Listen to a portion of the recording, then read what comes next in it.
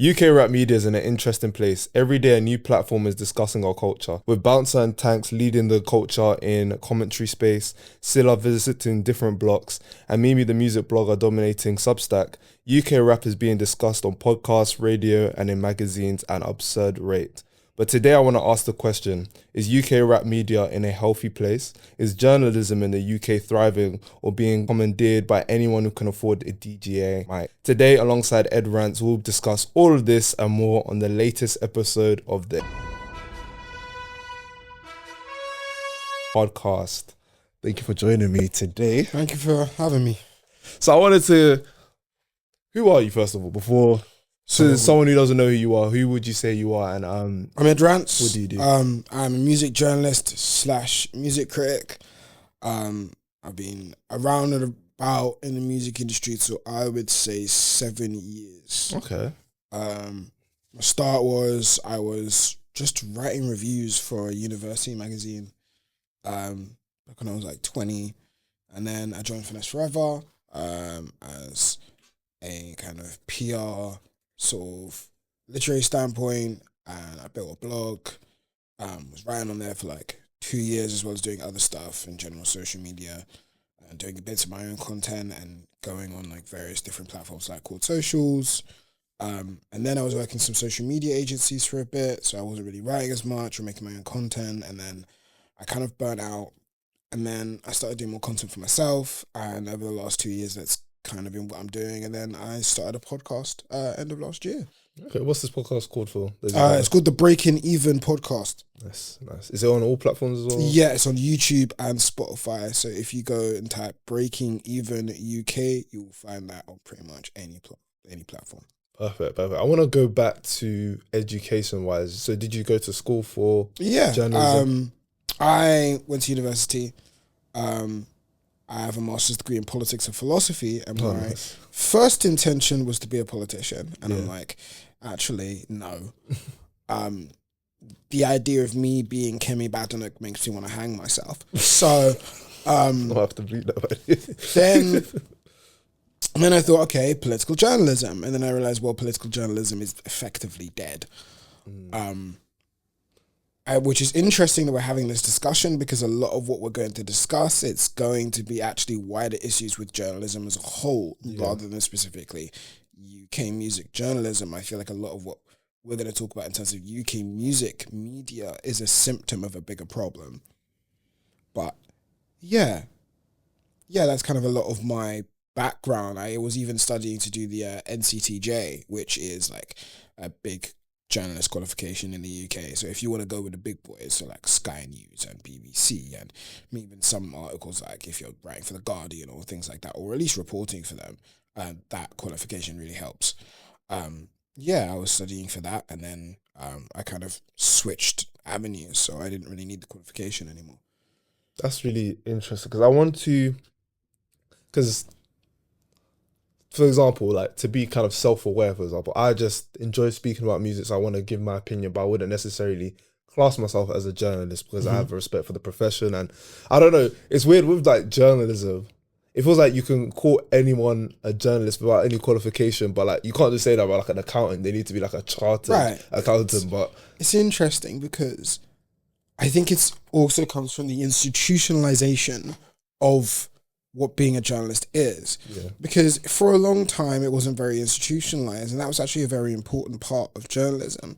The whole point is there isn't some institution that declares you a journalist. You come here and you write things about how the world is happening and you report on it.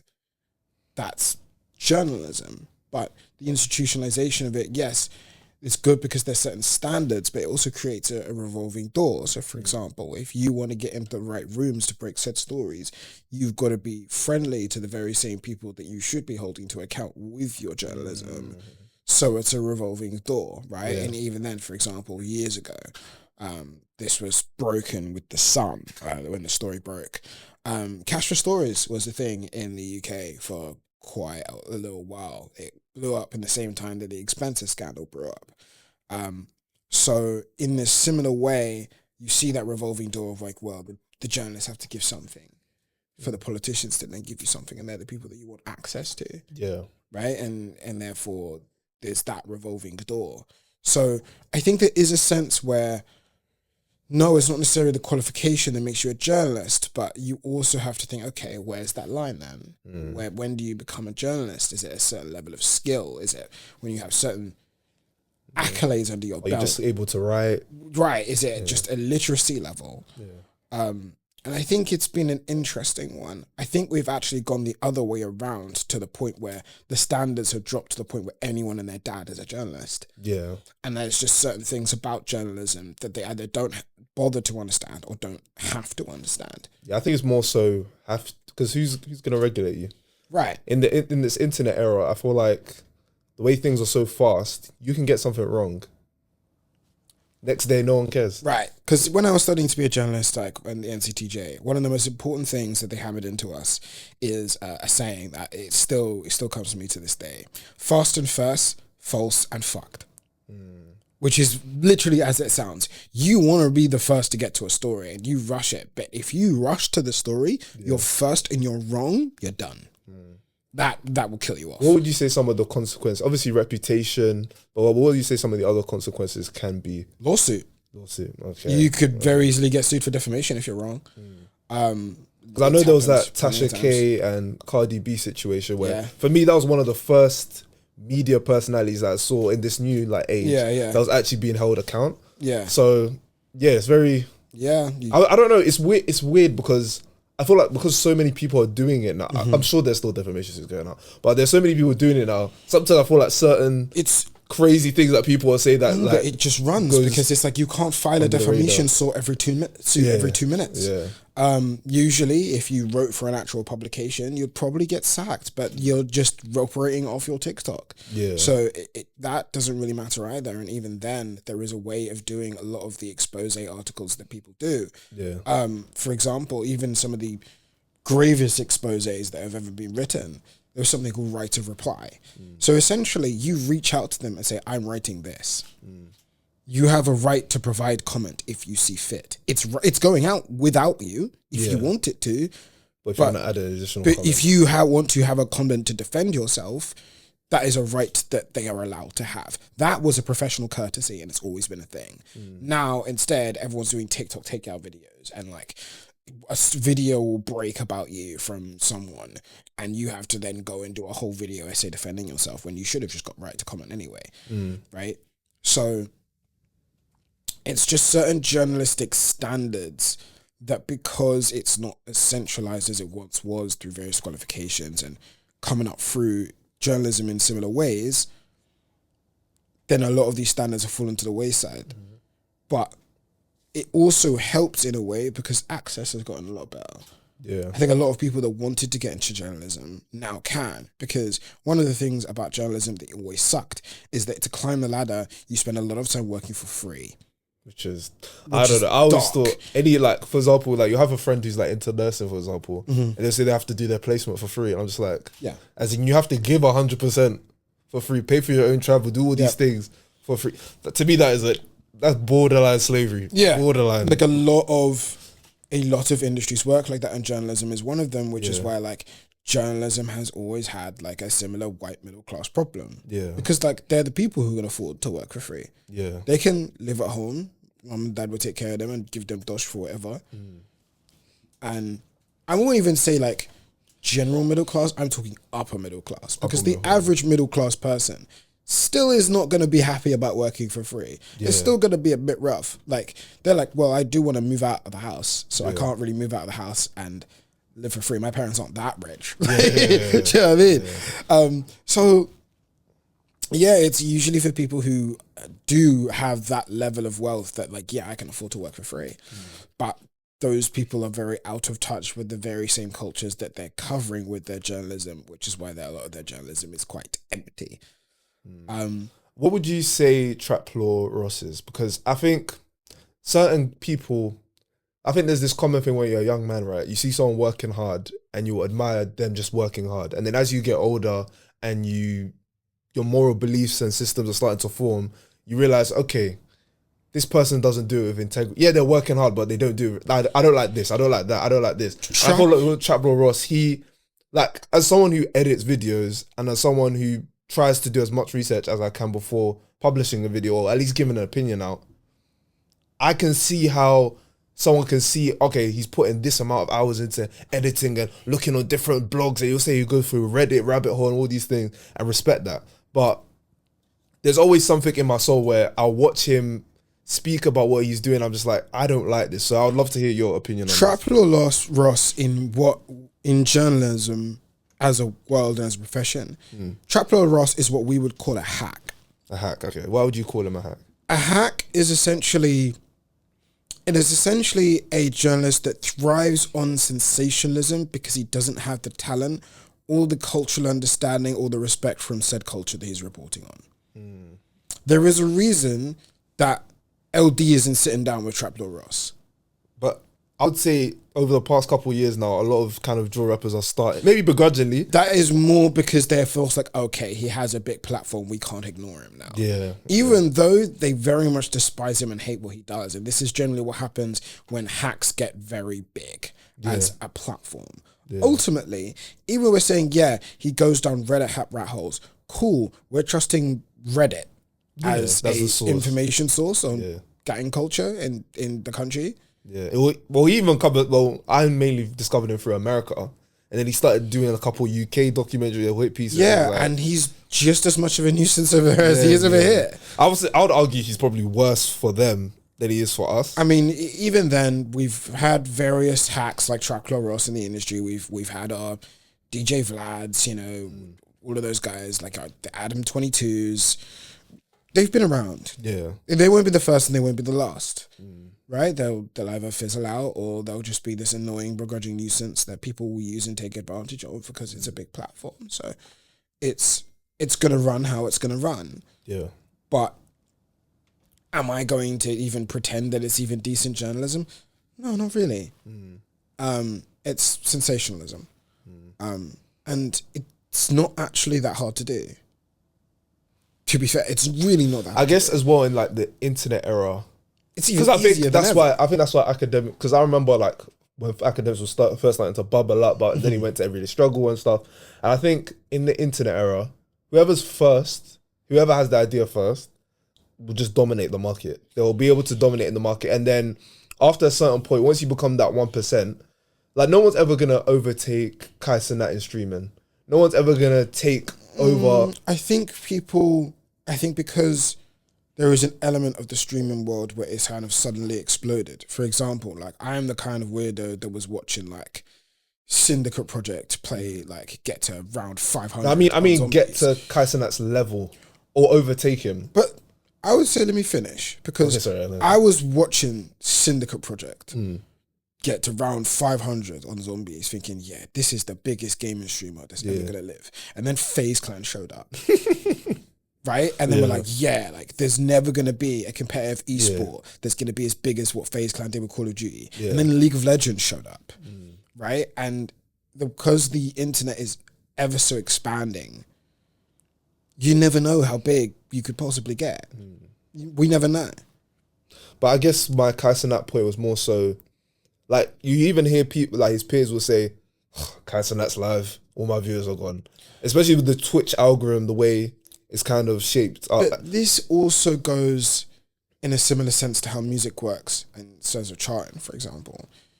Don't try and release on the same week as Beyonce and think you're getting anywhere near the top 10. It's not happening. At that point, you're just asking for it. Forget.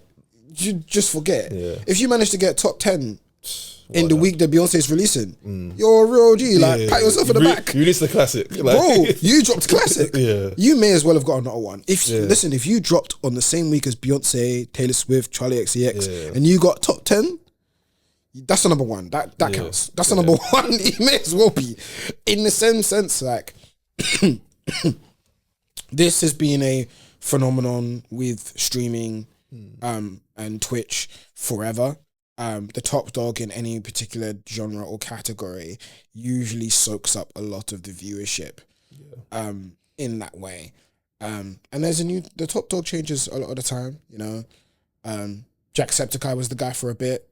Asmongold was the guy for a little bit. Dr. Disrespect was the guy for a little bit. Like, a lot, it happens. It pulls around. Like, Pokimane, like, there was a big Pokemon hype at one point when she like really Well, transitioned. she from, felt like she was just Pokemon when she transitioned from being a League of Legends streamer to just doing like general stuff and then working with offline TV. Like she was front and center for a little bit. Obviously not them kind of levels, but like even then, Twitch has been kind of growing at this interesting rate, and there's been just different periods where it's just shot up at an exponential rate rather than this steady growth that we're used to seeing with other platforms. So it's interesting to see how it goes. I guess going back to music, I think I have another question where it's like, I think in the UK, we have a whataboutism culture sometimes where we'll see Americans prove a concept. They'll be successful for a couple of years and be like, why don't we have our equivalent in the UK? So like, for example, we want our Charlemagne equivalent, we want our Joe Budden equivalent, and then we'll be screaming out for this. But I feel like now that our scene has grown to a point where you can start building something and you can actually see some like reasonable, like this could be your career.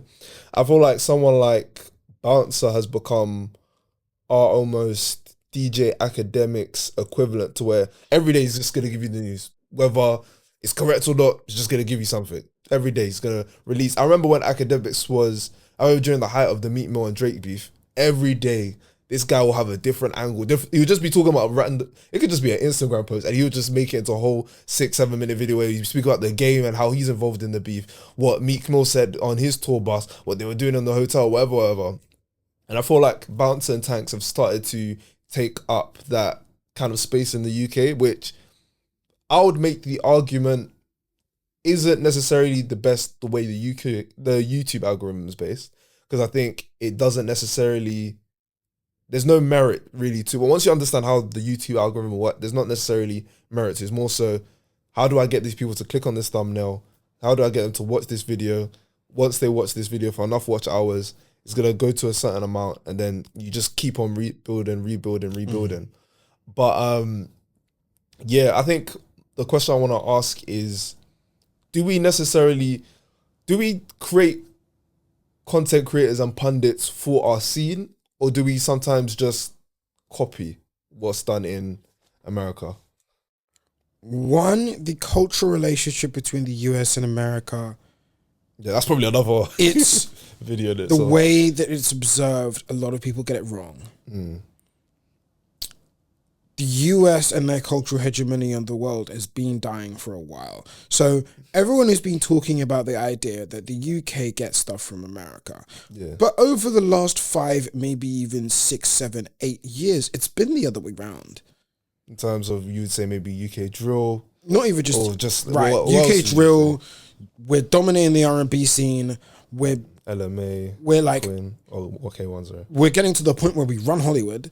Yeah, Damson. Do you know what I mean? Like some of the biggest, most high-profile actors, British. Idris Elba is one of the greatest shows ever. So it's like the cultural hegemony that they've had over the world is dying. Even if you look at it politically, our quote-unquote special relationship with the US is dying, you know?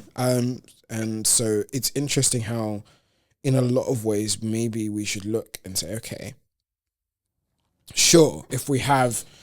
Yes, we might want to reach the American audience and have international reach, but you also have to look at the context of why these things work that you want to copy and imitate. So, for example, DJ Academics and Charlemagne, their infrastructure works because of how radio works over there and the radio industry. The radio industry here is dying. And it's also gate-kept in a way that the very same people that would become an academics are locked out of it. Okay, but I would argue Academics was locked out of their mainstream and he had to build his own platform. And then the cosign of Complex, I would say, gave him that legitimacy. And then that's what I'm saying, but we don't have necessarily a Complex that would pick up someone here. Okay, like our infrastructure is just different. Also, the culture itself is just different in terms of how people would respond to him. Because essentially what if you actually accurately do a translation of what Tanks and Bouncer and DJ Vlad and Academics are, what they are in this country are tabloids. Okay. They're essentially digital. They're just tabloid writers. Yeah. But as personalities, in the same, you may as well, the best way to look at these guys is they're basically the Sun newspaper. Basically. You know when like, it just clicks. Like, that is basically just the Sun newspaper. Because even Bouncer, he doesn't just cover music anymore. Like, if you just go through his page, he just covering something random. It's like, right. And I remember his whole crusade against the Shade Borough.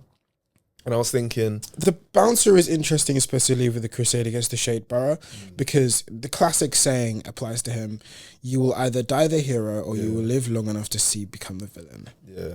Essentially, Bouncer is starting to become the very same people he crusaded against. Yeah. But I feel like even before you crusaded, he was that, but now it's like, because obviously the Shade Borough is not, it hasn't stopped existing, it still exists, but it feels as though now he's just fully kind of taken that on a YouTube aspect, which is really interesting. Yeah, I think it's it's like I was saying, when you look at what the four of them are, they're essentially just gossip tabloids. But I would argue as well, gossip, would you say, let me not just put words in your mouth, would you say there's value in gossip to a certain degree? Because I think for me, in terms of early UK drill, when I found out, it would be the music that I would enjoy, but sometimes it would be someone saying, oh, this guy did this. You listen to their music and the way they're articulating how they did this, and this. In the early days, for me, it was how I appreciated certain early UK drill rappers, especially the local ones that were kind of close to me, that I actually heard from like a source who maybe... Drill is a very specific thing from someone who worked within the industry and the sound for a long time. My thing was, especially with that environment, is that certain things the listener should never hear about. None of this stuff should be on Reddit. Okay. Or no, there shouldn't be random people. There shouldn't be a 15-year-old from Hertfordshire on the UK drill scoreboards Reddit talking about, this man should... No, I'm talking about earlier then. Before like, it was always internet, but I'm saying before that period. So I'm from Peckham, right? Mm-hmm. So like the degree of separation from certain artists isn't as far as... Like, you know when you go to school, you're in different eras, so like the degree of separation might be one even person then, or two. but then one person decides to put it in the YouTube comments. And then from there it takes a life of its own. Chinese whispers. Do you know what I mean? Yeah. Chinese whispers, then it becomes a whole next thing. Yeah. But I guess does anyone actually know if Digger D has a sniper rifle? Who knows? Yeah. But someone probably started with a BB gun or something. Yeah. I don't know. Like, do you know what I mean? But I think it's one of those things where one of the biggest downfalls of drill is that those stories shouldn't be out there for anyone to just have. So like going back to the gossip point, where would you, so let's say for example, there's someone who's within the culture who's, for example, is actually involved in whatever thing, and so you would say that they shouldn't even start this. I think it's not about whether it should, it's not even about whether it should or it shouldn't. Yeah. Because ultimately, gossips have been around since the beginning of humankind. Yeah. You can't really stop a gossip. Like, even for example, the show Bridgerton, the whole the whole show revolves around a gossip column. Yeah. And there even in those days of the various different lords and stuff, people wanted to know what the juicy stuff is. People don't want to know what the scandal was, because people like scandal, and it makes their ultimately sometimes quite boring lives more interesting to hear about the scandals of other people's lives. Yeah. So it's not even about whether it should or shouldn't exist.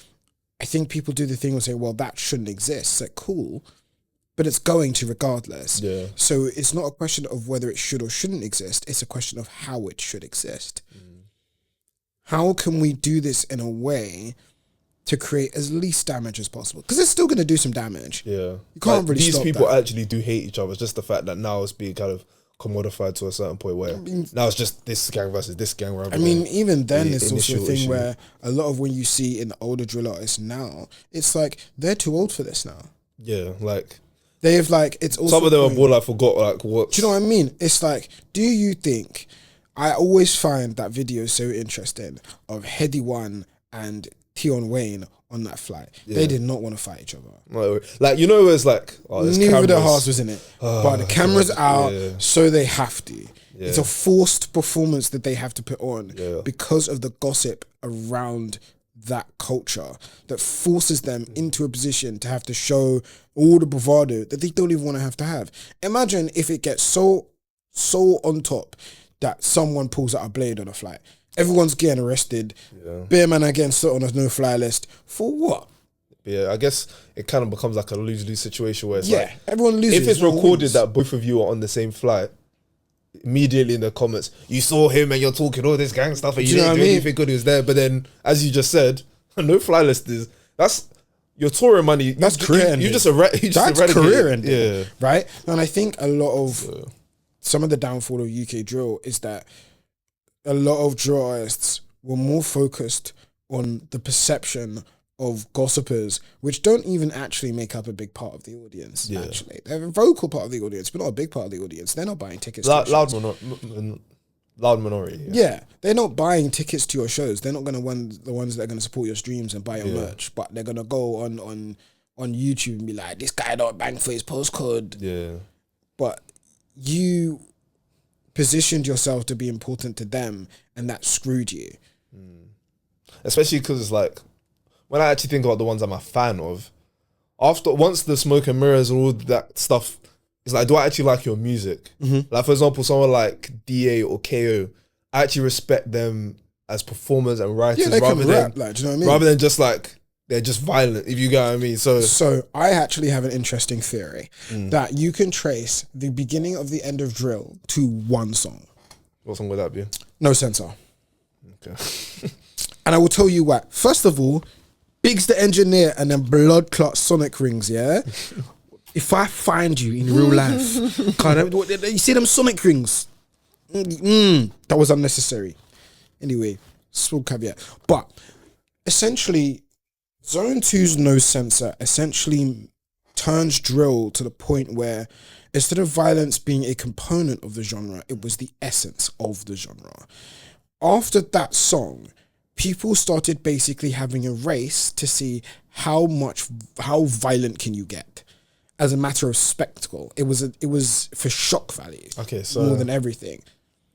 I'm gonna name out some other songs that I think were wildly disrespectful, but I had the same thought. I would say, for example, someone like when Diggity first came out and the start of Play for the Pagans. I'm not gonna say the name, but he said that name. So I felt like it was always building to a point where that okay, I get what you're saying. The sensationalism was like a part, but then it wasn't still the rest of the song. But now that whole song is pretty much scoreboard, point, name. Literally, it came to a point where it kind of played to that culture rather than. I'm with you on that. Everyone started making it a competition. Because I started thinking about examples in my head. Right. And it's only like a 2 lines, do you know what I mean? In the song. Yeah, they've thrown out a line and thrown out this. It's a component of the song, but it's not the entirety of the song. I mean, Russ had one, but I'm not gonna. But even then, there's songs that they're like fun songs that you could dance to.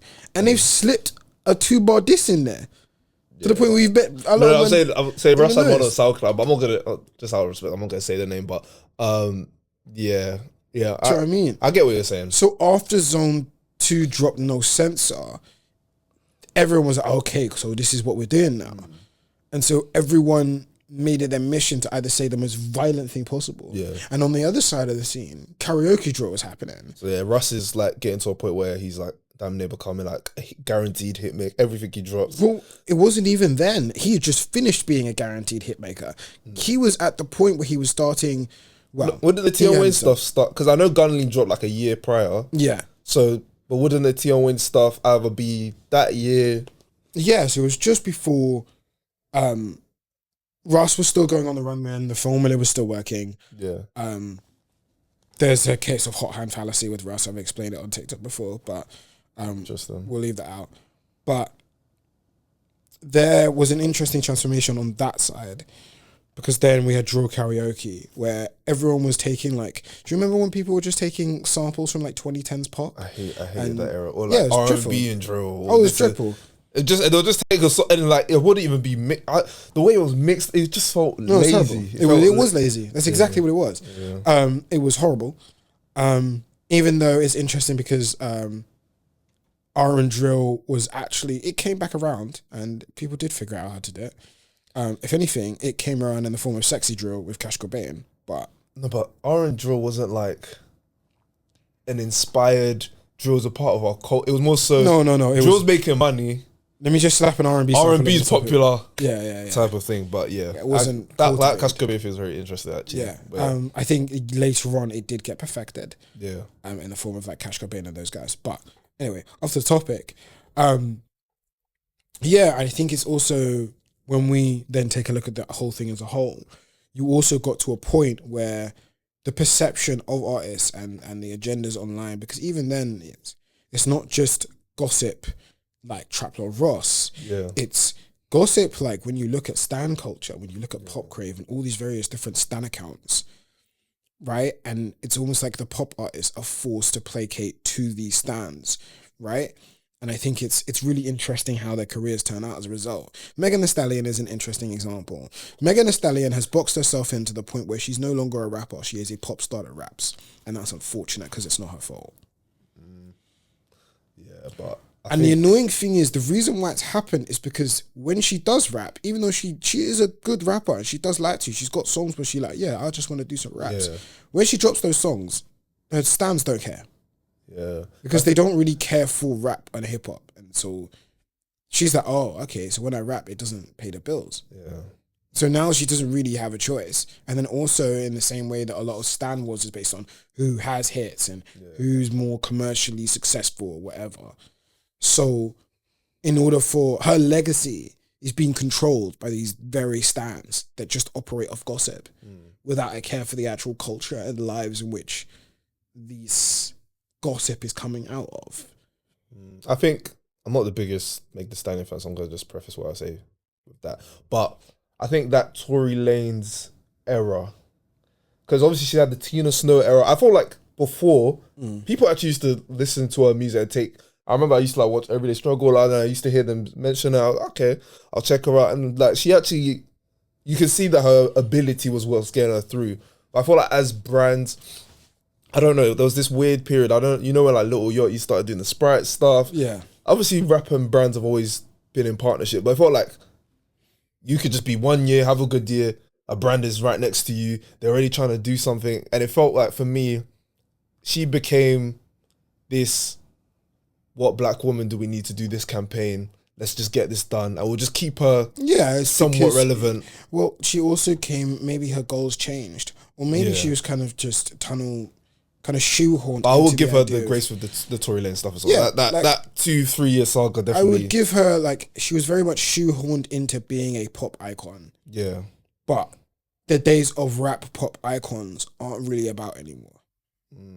Right? Because even when you look at, like, a lot of the rap pop icons, I wouldn't even call them rappers. They're pop stars that rap. Central C is not a rapper. He is a pop star that Central raps. C is a rapper. I don't know if we have time because we're meant to be talking about media, but I don't know if we have time for that. But okay, no, Drake is a pop star. No. He hasn't been a rapper for a while. Central C has rap talent, but I get your point in terms of what he has to package himself as every project, every album. He's a pop star. I get that, but I do think he has enough talent to be a rapper. It's not really about talent. So what would you say it's about that forces them to be in these type of boxes? It's more culture and positioning. Okay. Right? In a sense where it's like you, especially of how you approach music and songs, you're approaching them as pop songs in the sense that they are a product. Yeah. Right? That's why a lot of Central C's music feels very vapid and lifeless. You didn't like the Iceman freestyle? I liked it. It's just meh. You think it's meh? Fair enough. What about On Slaughter? Meh. I like J Hus's verse. You did. J Hus is on his way out. I don't think he's. I think you know when someone's really where they've built like this charisma. You think they're really cool. They've almost created like a culture that fans just will happily and lovingly buy into. I think after the baby devil in me, demon in me. And then people started to like actually listen to what he was saying, and there was a whole controversy around that. And then, he takes his time as well. It got to a point where the mystique and everyone started looking at it, and then I think he had some Baby Wardrobe, whatever. So with a lot of that stuff. With with Baby and My Bright Beautiful Yard and that song, that is all a result of, honestly, J Hus's cowardice. Okay, so essentially, he probably retconned that album and pivoted in a different direction halfway through making it, because when you look at the theme of Baby and then what the original campaign was with the first song, the first thing when it started and all the visual was the idea of don't say militancy. Yeah. Right? And he's there, full military gear. I was gassed. With a beret. I was like, he's going to do it again. Oh, this is Thomas Sankara vibes. This is a Pan-African album. And it makes sense, especially after his last album. Right. People would kind of like give him the chance to do that. You're going for, okay, cool, African spiritualism, very much being anti-establishment. Yeah. Cool. You've been Juju J for a while. Cool. That's then going to get contextualized with the politics. Cool. Of like, don't say militancy, which is the idea of various different African leaders attempting to basically change Africa through military coups and things like that. Yeah. That was what it was set up for. And then he chickened out. Are you saying maybe the drill element? Well, what would you say exactly? Because I won't even say just the drill elements, because that's a bit lazy. But like, what would you say he exactly chickened out with? He chickened out of all of the politics that he set himself up to discuss. So like the whole idea of don't say militancy, he chickened out. The idea of doubling down on being Juju J, he chickened out. Because ultimately it's interesting because the generation of people that still love Hus to that extent, it's interesting because they're prudes. Really interestingly. And I don't think they've realized that they've become their parents. No, I'm with you. They've become their parents in very similar ways.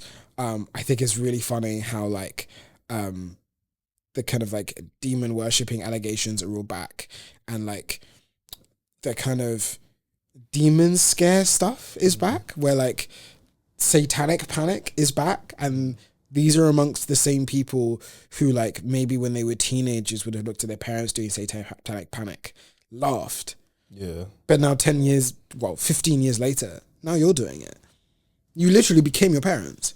And it's so funny to watch, and watching how it affects the artists and the music that they make is also very interesting. I think even then, as much as they may complain about their government, they may complain about society, it's very interesting how there's an element of conservatism that they desperately want to cling to. But I agree with your point, but at the same time, J Hus, when he releases a single, 9 times out of 10, this is going to be, I mean, Who Told You ended up, I remember Wireless, that playing like 50 times. That song kept on being on repeat, but I think the idea of the hook or the chorus being devil in me, demon in me, and people having to say that out loud. I don't know if there's ever been a song where it's that blatant and in your face. What, from J Hus or just ever? In recent years where people, the hook is in me, not they mention the word demon or they say demon time or all these type of things, but to say it's in me, I think that's a level where it's like, okay, I'm not just consuming this now. I think people actually started looking at it critically, and they put him less on a pedestal, like, no, what are you actually saying now?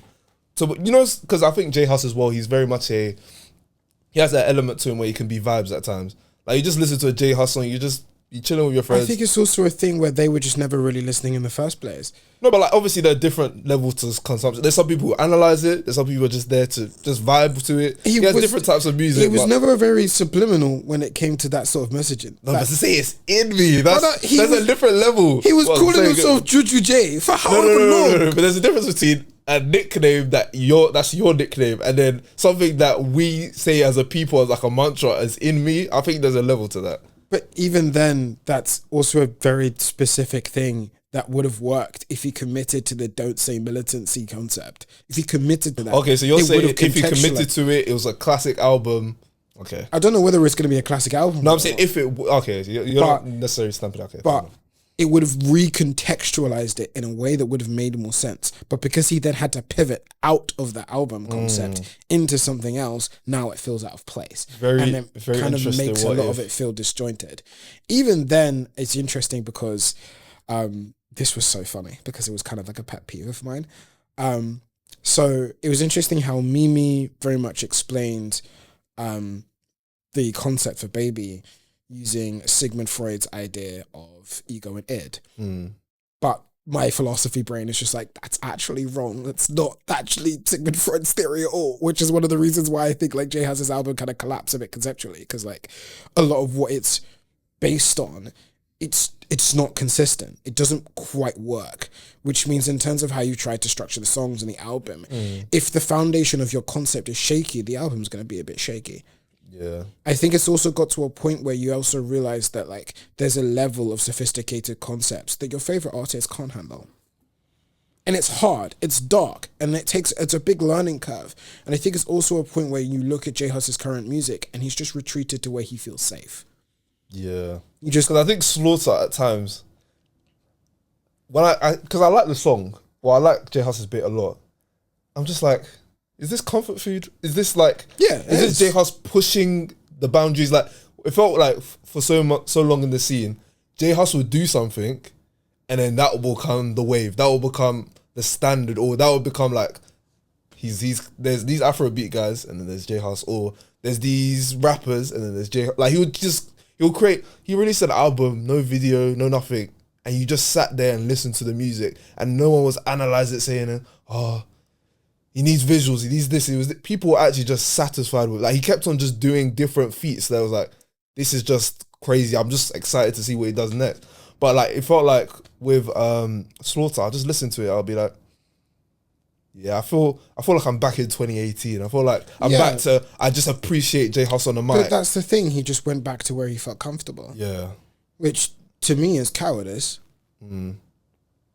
Yeah. Right? You're at the point where, sure, you can do that and people will always be happy with it, but whether you see it as a personal failing is up to you. Personally, if it was me, I would. Yeah, especially like if you're thinking about growing, if you're thinking about your next album being your best album. I don't know. I think with some artists, they don't realize how great they may have been in the past. I think it's also where we look at J Hus with rose-tinted glasses in the same way we look at 2016 to 2018 through rose-tinted glasses. Well, that was my young year, so I'm gonna have to. Right, I'm gonna have to let you land, and then. This is the thing. I think a lot of the romanticization around that time is because of the experiences of our childhoods that we were having at that time. Adolescent years. Some of us, it was our first ever festival, or it was Freshers Week at uni. The first concert. You were at uni and you saw these guys right in front of you. Do you know what I mean? So we have such fond memories of that time that we view it in such rose-tinted glasses. 2018 to 2016 to 2018 Afro swing and how people view it is a really good example. Most of that genre sucked ass. Now, the very few that we remember and the artists that we like, yes, they stayed with us, the M Honchos, the Nate Smalls, etc. Those will be more so wave rather than But even then, like, if you go back to, like, I guess, I wouldn't say the Timbos, but like the young T and Bugsies, for example. Yeah, but those also like hit makers. But even then, most of them died off for a reason, because they were nowhere near as good as we like to remember them in our heads. Most of that Afro swing era couldn't hold a note to save their lives. If you go on Link Up TV or GRM or Mixtape Madness, who took the bulk of the uploads of those songs in that era, you will listen to those songs. It is xylophone and cranked up reverb. The songwriting was horrible. The lyrics were arse. I mean, for the most part, you would also go for the vibes, which I get. Your point. It was the sound of youth. It was fun for the time. Did it really expand and go anywhere? For them, no. There is a whole new Afro swing era now that I think is beautiful and probably better than that era ever was. But we view it through rose-tinted glasses because at the time, such really beautiful things were going on with their lives. Like, for example, the way in which we view Young Bane is interesting because, yes, it's interesting how, like, Young Bane is almost viewed as like, yeah, he was the peak of music in that time. It's like, no, he had a couple hits. Then after that, it kind of got exposed how he couldn't hold a note to save his life, especially when you look at the Quarantine mixtape that he then dropped. He couldn't save a note to save his life. He tried rapping for little bits on that project. The verses were just flat. Like, this is a very interesting thing of how a lot of those artists in that era didn't really develop much. I guess as well, with Young Bane, it was like the what if. A lot of times when you have hits at that magnitude, it's like, and he's doing it that consistently, you're like, surely he's doing it on purpose. Like, you're not just saying he's like a one-hit wonder. And I think with Young Bane, it's weird because you would say, oh, I want an album, I want this. But me personally, if you just kept releasing singles till the end of time, but I think then it gets to a point that stagnates. It sometimes shows some artists are just that kind of artist where you just like, yeah, you just release a well-marketed single with a formula that you know works. Good example, Tiger. That's who Tiger is now. Right? He will just release a song that is well-marketed. It's like, yeah, I just make hits. Doesn't mean necessarily that they're the greatest songs ever, and they don't need to be. But I think it's that romanticism that we have with artists of that era. Like, Notes is another example that we look at them dishonestly. No, I think his first EP was good. Yeah. For the time, yeah. Mm-hmm. For the time. And even then, you take notes once, you take notes a second time, you compare notes. They're the same notes. You did well with that one. Because at first I was like, that's a quibble. But like, even then, when you look at that time, you look at Betty Squad's writing, it wasn't great. Right? There's, even then, like, some of the best songs was interesting, and I think some of the best songs even came out of Jumanji. I remember that Jumanji tune. Yeah. That was interesting. But even then, when things came around and that kind of merger of like Afro swing and trap wave was happening, and the rise of what, I think this is where the gossiping and the journalism come back into it, because like the way people spoke about the music actively affected how people perceived it, because then the term shisha music was coined. You know, is when slander names get to a point, it's just like... So then the perception of the genre changed. So now it's like, it stereotypes the kind of people that listen to that music. The shame if you listen to it. Right. Yeah. So as a result, it affects the artist and the entire scene's trajectory. So you can also ask that question of how much does that play a part in terms of how Afro swing is perceived. I think there was, I don't know if you remember, he was on Twitter and stuff. Like, he had a good point where it's like, after COVID, like, that almost just annihilated Afro swing in the sense that people grew up. It just, like, as you were saying, the reverb and whatnot. You know when your taste just changes a bit, and you stop listening to something, and then you go back to it, and you're like, and you start looking at it a bit more critically. You're like, oh. It's not even just you go back to it. Or like they tried to do it again, sorry. Yeah, it's like you haven't come up with any new ideas. You haven't developed as artists. Singing and vocal ability isn't much better. Your writing hasn't improved. Sonically, you're not doing anything particularly better. It's just like, oh, okay. Yeah. And it's also a thing where it's like, if as an artist you don't mature with your audience, because your audience is going to grow up. If you don't mature with your audience, you're finished. Yeah. One artist that's been really good at that is Justin Bieber. Yeah. His music has massively matured as he's grown up and as his audience has grown up. Yeah, which is surprising. How old was he when he started? Was it 16? Yeah. He was very young. Yeah, and he was very 30s. Much like a child throb pop star. Yeah. But then you realize, I'm not going to be that forever. Yeah.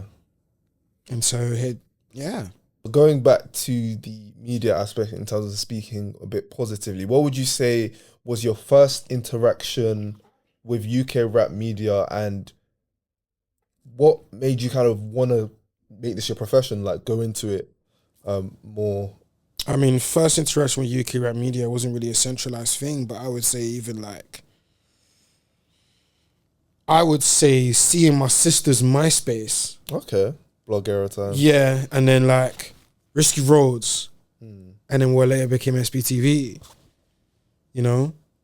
I think that was kind of my first taste of like UK music media, and then obviously like, I'm a bit too young for Channel U. I'm more Channel AKA. Same. I was even gonna ask you if you were Channel U. But I was like just the end of Channel U, Channel beginning your channel, aka when I kind of like was. Do you know what's interesting? It's like a lot. I was reading some articles before I came, and it was like a lot of people would say the AK era was as strong as the U era, but then both of us are saying these are some of our fondest memories. So it's interesting how if you still have quality, even if it's not considered to be as great as it once was, it will still impact a generation that are now speaking on mics and stuff. Which is interesting. So it's interesting how we kind of perceive these things, and sometimes how we look back on them. But I think that was when I kind of was first conscious that, oh, we have our own like music stuff here, and that's sick. Exactly. I think when I wanted to be a part of it was when I was at uni and when I was writing for like university magazines, and I said, okay, now let me like dig more and see if I can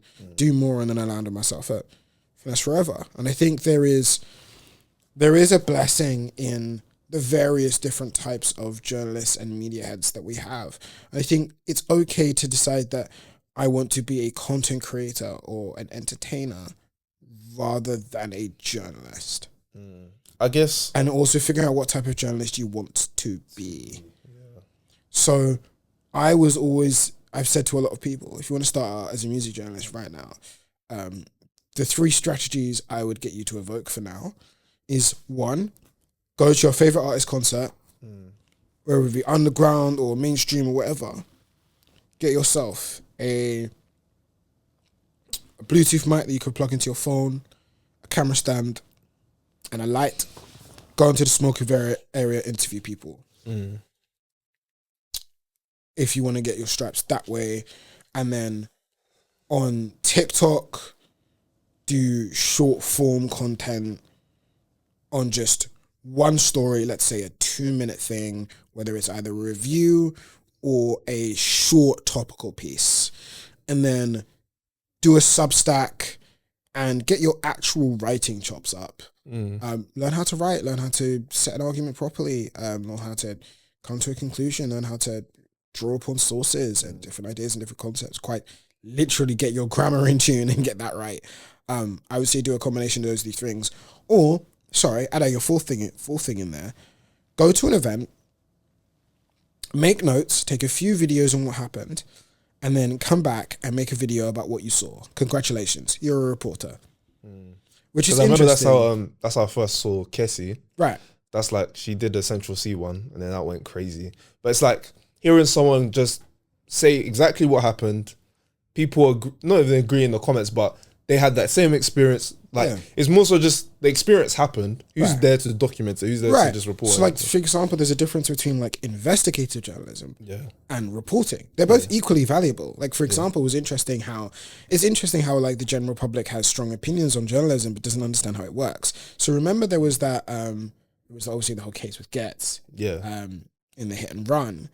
And he went down to the courthouse to gather the information and then came back and made a TikTok. And everyone's like, oh my God, you're such a beg. Why would you do this? I'm like, he's not a beg, he's a reporter. But then it's like, that's literally, would you rather have that's what reporting is. Would you rather have misinformation and just social media gossip, or someone telling you exactly? But that's the thing. They would rather have misinformation than social media gossip. And I think, because at that time, I just knew Gets hit someone. Right. That's it. But that's the whole point of reporting. The whole point of reporting is someone went down there and collected the information for you. Whether it's raining, snow, whatever, they got that information for you. That's what reporting is. Yeah. And I think, interestingly enough, one of the ways to fix misinformation is that a lot more of these people that call themselves like journalists and like story time or whatever, be a reporter. Be a reporter. Go down to where the scene of where it's all happening. Go ask some people. Oh yeah, you're at the scene. Go ask some people. Then come back and say, yeah, this is what happened. I've collected the sources. Do you know what I mean? And I think not everyone has to be this, like, for example, I'm more like a commentary journalist. Yeah. Right? I'm a journalist that provides commentary on things that are going around, or like a music critic / commentary journalist. Some people would be more investigative journalists. They'll do their exposés. They'll kind of like find like, okay, there's this particular story and I'm going to really try and put the pieces together to find the truth here. Right? There's different types of journalists out there. And the best way to do this is to figure out which one you want to be and go from there. Some journalists are specifically interviewers. Very specifically interviews, that's what they do. I kind of do a mixture of just doing interviews and commentary. But yeah, finding your foothold in terms of what kind of journalist you want to be, because I moved out of writing. And I think it's very interesting that Substack is on the rise amongst a generation that doesn't read. Yeah. And not only doesn't read, but is bad at reading. Yeah. Like, I've seen the GCSE results from these kids, man. Even myself, to be fair, it's like when you consume so much TikTok, Twitter, Instagram, it's like I actually had to like, I'm big into video essays. I love watching them. I've even started making my own. And it's like, as I'm watching back and like just looking at it critically, it's like, okay, I'm looking at like just being honest with yourself and saying, okay, is this surface level? Like, yeah, you've said like your opinion, but like what has been based on your opinion? How have you analyzed it? Have you looked at it from a different perspective? What are different viewpoints? Because like sometimes what ideas as a fan, like, you just look at it. Can you draw upon? Exactly, yeah. That when you mentioned that earlier, I was like, yeah, that's a really, because I'm like writing a Tim Westwood video essay that I'm planning on releasing soon, and it's very easy to just speak about kind of a very small theme, but I try to like look at corrupt political leaders and then kind of see if there are parallels there. I think an interesting path you should go down is look into what cult of personality is. Okay, write that down. Cult of personality massively explains why people like Tim Westwood get away with things. Because like there's this authoritative learning that I was reading about where it's like the longer you're doing something corrupt or bad, the better you're gonna get at it. And naturally, like I was reading like his first like case or reported offense was 42 years ago. Yeah. If you've gotten away with something 42 years ago, yeah, you're gonna get better. You're gonna know whose hand to shake. Right. You're gonna know, okay, they tried to get me with this. I just need to pay this amount. I just need to speak to this person. The true story of the downfall, the true part of the downfall of Tim Westwood is we don't really know for the full details, but ultimately he just pissed off the wrong guy one day. Yeah. He just pissed off someone who was too powerful for him to be able to just look the other way. He agitated the wrong person. It's like, okay, cool, we're done with you now. And I remember like just on Snapchat in 2015, 16, seeing funny videos, not funny, but like funny in the light videos where it's like, there's these young girls in like a uni rave. Yeah. Why is he? Everyone knew. But it's like, it was one of those like, either publicly you've seen the videos, you knew he was probably on that sort of stuff, or it was kind of an industry secret. It was an industry open secret that that's the kind of person he is, but because of the platform he has, everyone turns a blind eye. But it is the cult of personality, which is essentially an idea there. You have these very big figures that an entire movement revolves around. Yeah. But regardless of how corrupt that figure is, because you've built an entire movement or part of a movement around this one person, you can't abandon him, because otherwise your entire movement collapses. Especially like he was the bridge between the US and the UK at a certain point. Think about how many if you were to list like the 10 best grime freestyles, a Westwood freestyle is going to be 10 best drill freestyles. A Westwood one is going to be. I remember when Lowski first came out, and I think he went straight to Westwood. When I say I rinsed that Westwood freestyle, just his bit, I rinsed it out. He will forever be in our culture. So the longer it takes us to get rid of someone like that, if they've doing something since the 90s, the harder, as you said, it's going to be to remove them completely. But I do want to, we spoke about Channel AKA, but I do want to get to some positive things that you're seeing in the scene currently in terms of media and things that you're seeing, because for example, Flashy Silla on the Block Report, that is, as you said, just reporting, speaking to the source. He's interviewing people. I like how respected of a reporter Flashy Silla has come to be in that very demographic. Yeah. Because I think it's also interesting how people are, but like if TrapLoreRoss doesn't do it, who is going to do it? Who's a better source? Yeah. Flashy Silla. Yeah. He is trusted and respected. Yeah. That's why he can do it. Yeah. Because he's actively talking to these people. They're cool with him. They respect him. They trust that he's going to paint them in good faith. Not necessarily always in a positive light, but just in good faith. Yeah. Which is important to have the distinction, because sometimes if you're constantly trying to say, I'm only going to put you in a positive light, that's bad faith. Yeah. Good faith is that I'm going to report you as accurately and fairly as possible. Yeah. And I guess as well, that's why you brief someone before. These are the questions I'm going to ask. This is what we're going to do. And if you don't want to, If you decide to act up when I told you this was, but you're trying to trap me and sandbag me. No, you knew exactly what this conversation was going to be before we started, right? I didn't ambush you with anything. Yeah. You knew this would probably come up, right? I gave you the cliff notes. I didn't even tell you exactly every question I was going to ask, but but I gave you the rough notes, right? And even then, it's like I'll never like ambush someone like if I've given you the cliff notes. Even then, it's especially sometimes it's always. But I even like to ask: is there anything you exclusively don't want to talk about? Yeah. If that thing that you don't want to talk about is something that I wanted to talk about with you, it's like, okay, we're not doing the interview then because the one thing I wanted to talk to you about, you said is off limits. So cool. I guess as well, one thing I want to discuss, because that point you just made there is very interesting, because how many people would actually say no to certain interviews. It's like, do you think, because I made a Central C video where I was like, Central C is like the big banks in 2007, where the regulators and the banks are too much in cahoots. So the banks kind of know that they can kind of get away with things because they know a guy there, and it leads to them hurting real people like yourself and I, well, like yourself and me, and I feel like Central C's gotten to a point now where he's built his platform to a point where a lot of people would damn near die for a Central C interview in terms of our scene. And I think that kind of keeping them at semi-arm's length to where you might one day get one is causing a lot of people to, as you said, in bad faith, kind of be positive. Maybe when for other artists, they'll have certain critiques. I would say, one, it's kind of just how pop stars operate. Yeah. In a sense. It's just in general. Okay, it's just in general. That's just how pop stars operate, for one. Two, personally, I don't really understand why the thirst for a Central C interview is there. It's going to get views. It's just... You'll get views, but it will be very uninteresting and flat. He has the personality of a stone. It kind of shows a lot of the time, especially since where his image, he basically has to pivot it every 5 seconds. What we've actually seen in terms of how he operates as a pop star, it's so typically of a pop star. He's just extremely inauthentic. He's kind of is whatever he needs to be at any given time. Yeah, I remember that quarter zip. 1 minute he's in the quarter zip in a matcha. The next minute he's with Sabrina Carpenter with his little Game Boy, his little PSP and that. And then now he's back to being the baddest guy in the whole of West London. Yeah.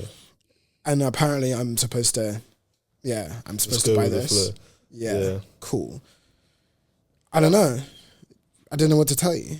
Yeah, it's very interesting. I guess as well, one last thing. Yeah, is there anything else media-wise that you're happy to see? And what would you say, because I liked what you said earlier in terms of like the different ways someone can get into media. What would you say some standards that you would like to see in the UK, if possible? Just a pipe dream, if anything. I think I would... I'm very happy to see a lot of the younger kids giving it a go. I really like seeing it. Some standards I'd like to write. One, if you're going to be doing Substack, that sort of things, your quite literal English language, writing and grammar needs work. It needs work. There needs to be a certain level that you need to be get up to in terms of how to quite literally write and structure articles in a literary format. You guys are just going to need to get better at that, and that's okay. You'll either figure it out over time or you'll go out of your way to acquire those skills. Yeah. I think that's what I'm doing, like in terms of, I've been podcasting for years, but in terms of trying to get to a point where it's like professional, where you can get something commissioned, it's like there's a standard. Yeah. You write in a certain way, or at first it's just you expressing yourself, but in order to get to the point where you're seen as like an authoritative person in the space, there's just certain things. And you could just learn as you go pretty much. And I think one thing I've changed my mind on is which way around you do this first. Yeah. A lot of people say, well, learn to write first, learn how to articulate yourself on paper properly first. Yeah. I would actually argue, find your tone first. So yes, it is going to be very self-expressive. It's going to be very raw. And I would suggest go that way first. Figure out what kind of a writer, what kind of tone you want, how you want to come across first. Then figure out how to polish. Then figure out, it's like, yes, you're going to lose a lot of fundamentals of writing first when you start, but working that way around is going to be good. I'd say a couple other things. If you're doing video essays, figure out what style works on camera for you. Some people are the more bubbly and vibrant and active. Some people like throwing in their memes. Some people are more serious and articulated. Even from the soundtracks, the setup of your room, the editing style. Figure out how you want to come across. Because like even then, if you look in the UK underground scene, for example, me and Fake Train don't do the same thing. But in terms of the ecosystem for the whole scene, we're just as important as each other. We're just as valuable to the scene as each other. Yeah. Right? We both do quite different things though in terms of how we come across and the audience in which we come across too. So you're going to also need to figure that out for yourself. Interview styles, figuring out that what your interview style is, what kind of style of questioning you like. Do you generally go for open-end questions and have a conversation, or do you go for more closed questions where you want a specific answer on a specific thing and why? What are you trying to illuminate with that interview? What are you trying to reveal to people? What questions actually relates to that artist and what is going on in their lives? I would like to see more research before interviews, because I feel like a lot of interviews, there isn't a research on that specific artist. There's more like general things about the scene or just general questions that you would ask a rap artist, or something's just completely unrelated where it's almost just like you've got a whole interview where it's basically warm-up questions. Like you've basically for a whole interview asked like Nike or Adidas or what trainers you rocking. It's just like, I guess as well, like cool. Media, especially like podcasting, media's gone to a point with, like, take for example, 90s Baby. Like a lot of the times when a rapper goes there, I kind of want to see their personality, and I feel like they're good at bringing that out. But I view them as that's their kind of job in the media space. That's what I would say, is that they have perfected their tone. Yeah. They have just understood the kind of conversation they want to be having with artists and why. And sometimes they will ask very specific questions that are social questions based on their own cultural environments that they grew up in. Yeah. They're going to ask a Nigerian man how he feels about jollof. Yeah. So I mean, it's like, it's silly, but it does still relate to his own cultural heritage. And all of a sudden, right, and then he's telling a fun story about his childhood, and then you get to connect with him more. Do you know what I mean? There's a whole knack to it, and it's about figuring that out. And I think the last thing I'll say for advice is you're going to bumble around for a little bit, and that's okay. I have messed up interviews badly. I've wrote some rubbish articles over my time when my tone of voice wasn't sorted out. I've done all sorts when I was bumbling around figuring it out. No one has this whole journalism thing figured out right out of the gate. You're going to write trash for a little bit. Sometimes even doing some tabloid style stuff is going to help you learn the ropes. Just try not to completely lose your head and any sense of moral principle for it. But even writing gossip can help you figure out how to do sensationalism well. And I think there's an element of like, you still need a little bit of sensationalism because obviously a lot of social media works on a hook. Right? So you just need a little bit of sensationalism just to hook people in, and then they'll listen to your very in-depth analysis or whatever it is you're trying to do. Right? So being able to how to get gossip to work can help you in other forms of writing. Because you can have the most in-depth, truth, scathing, investigative journalist article, but if you can't get someone to goddamn open the damn document to listen to it or read it, do you know what I mean? So I think one style of journalism can help you with another. Even what some would call like lowbrow journalism, that would still help you when doing the highbrow stuff. Yeah. I've got one more. Let me try it. I think business-wise, I'm someone who's like into finance and stuff. How would you say? This might be a long question. How do you monetize being a journalist? I think some people just think it's giving your opinion, but I feel like with everything in life, there's sponsors, there's ads, there's this. Like a footballer isn't just they've got their sponsor on the t-shirt. They're representing a brand who's worth money. They have to do certain things to uplift like the value, obviously performing on the pitch, but there's different parts. There's advertisers who keep the lights on pretty much. What would you say the role of, let's just say journalists, to kind of keep it brief, is in terms of like how are they providing value in terms music of, scene? Yeah, in terms of money wise, in terms of monetization. Oh, in terms of monetization, the best way that we provide value is that we're a part of your rollout as an artist. you like for even my podcast, it's like, oh, you got an album dropping? Okay, so you're gonna come on the podcast 3 weeks before it drops. We're gonna have it recorded and ready for you, and it's gonna drop. The episode is gonna drop 1 week after your album's dropped or the week before. That's part of your rollout. It then builds audience and anticipation for this rollout and contributes to those numbers. Right? For example, even then, we come to your event. We report on that event. We tell everyone about that event. More people want to go to the next one. That affects directly your ticket sales. Right? And I think the idea that we just glorify gossips and with no monetary value is like, well, and it's interesting, a lot of people who, I think it's funny how a lot of journalists on the internet, they get insulted by like, oh my God, get a job. This is our job. This literally is our job. Yeah, but I guess as well, like, for example, I have like a full-time job, and then like I've seen even Mimi the Music Blog, she's gone back to like it's the problem. So it's like there's a whole nother like, whether it pays well or not is a different story. But it is a whole ass occupation that we have. Unfortunately, we just have to work full-time jobs on the side. But this is really something that we dedicate a lot of time towards. And I'm gonna keep going. I've got like another 5 questions in my head, but that's been another episode of the In My Mind podcast. I'm your host, J to the Izzo. Ed, is there anything you wanna promote / Breaking Even podcast? New episode coming every week. Follow Ed Rants and Breaking Even UK on all platforms. More reviews coming as per usual. Between the Lines, hopefully having a new episode of that coming soon. Yeah, just keep a lookout for anything I do, really. Perfect. Yeah, all those links will be in the description below. But yeah, we are out.